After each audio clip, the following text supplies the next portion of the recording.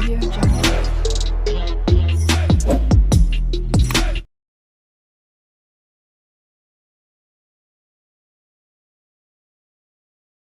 marveled at how often powerful feel powerless, but in the face of this sense of disempowerment, there surprisingly is no decline in involvement in organizations which seek to share wealth and opportunities, protect one another's rights and work towards the common good. According to the United Nations, civil society groups have grown 40-fold since the turn of last century. Internationally, the nonprofit sector is worth $1 trillion, and there are 700,000 such organizations in Australia alone. The UN recognizes 37,000 specifically civil society organizations across the globe, and gave 3,500 accreditations to the 2002 World Summit on Sustainable Development. This profound movement towards harnessing voices and resources from outside the realm of governments and officialdom reflects a profound growth in NGOs, the third sector, as some call it. As Robert Putnam discovered in the field of local government in Italy, the best predictor of governmental success was the strength and density of a region's civic associations.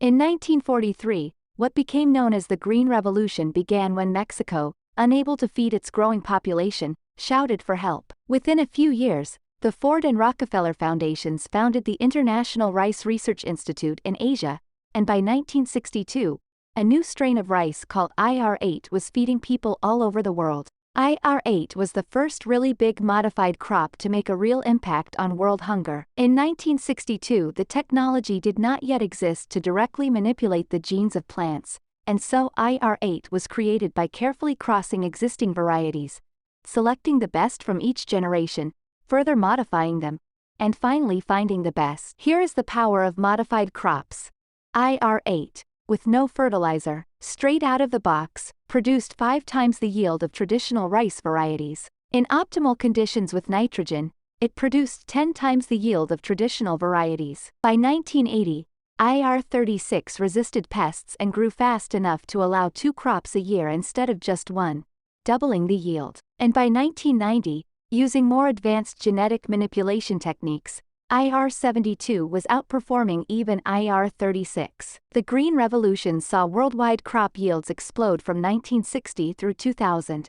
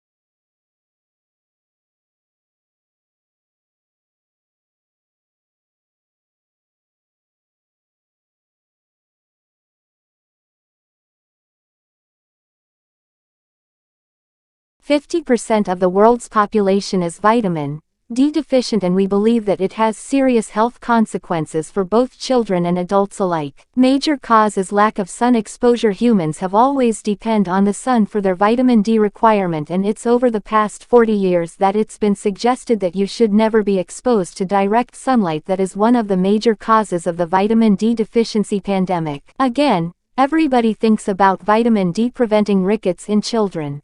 We don't see rickets any longer, so people are not thinking about vitamin D. It's incomprehensible to physicians as to how vitamin D could reduce risks of heart attack by 50%, reduce risk of common cancers like colon, prostate, breast by as much as 50%, reduce risk of infectious diseases including influenza by as much as 90%, reducing risk of type 1 diabetes 78%. If a child is get adequate vitamin D during the first year of life, reduces risk of type diabetes.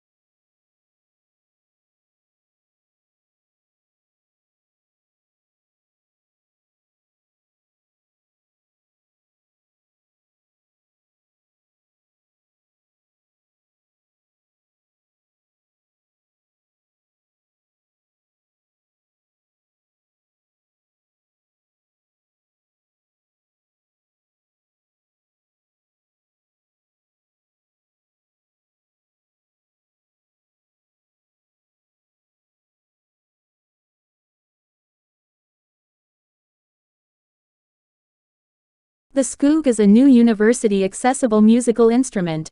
It is designed to use by children or adults with special needs, or in fact be used by anyone.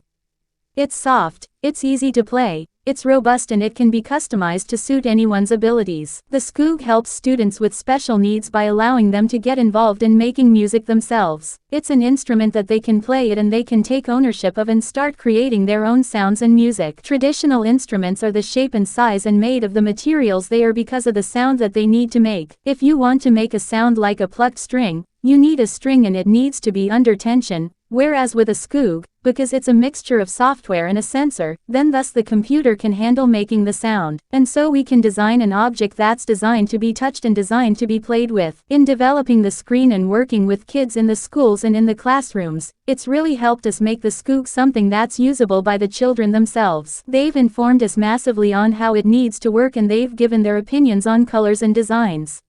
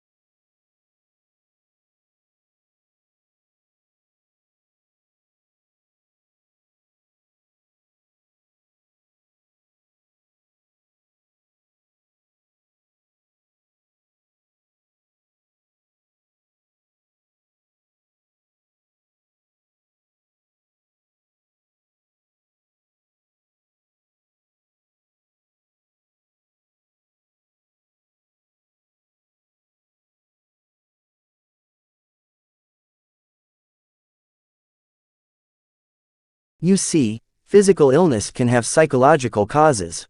Now, we just have time to introduce another interesting example of the interaction between the mind and the body: placebos. Placebos, maybe you've heard them called sugar pills, or harmless substances, not always sugar, that are used routinely on groups of sick people in experiments. These experiments test the effectiveness of new drugs.